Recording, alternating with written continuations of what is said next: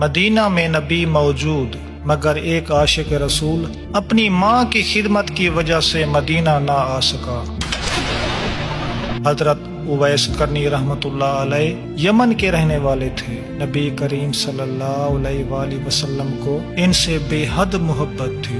آپ صلی اللہ علیہ وآلہ وسلم نے فرمایا، یمن سے ایک شخص آئے گا جس کا نام اویس ہے، اس کی ماں ہے، وہ ماں کی خدمت کی وجہ سے میرے پاس نہ آ سکا، لیکن اس کی دعا اللہ کے ہاں قبول ہے۔ آپ صلی اللہ علیہ وآلہ وسلم نے صحابہ کو حکم دیا، جب کبھی تم اویس کرنی کو پاؤ تو ان سے دعا کرواؤ۔ بعد میں حضرت عمر اور حضرت علی رضوان اللہ اجمعین نے انہیں پایا اور ان سے دعا کروائی۔ دیکھا، نبی کی محبت پانے کے لیے مدینہ جانا ضروری نہیں تھا، بلکہ ماں کی خدمت ہی جنت کا دروازہ تھی۔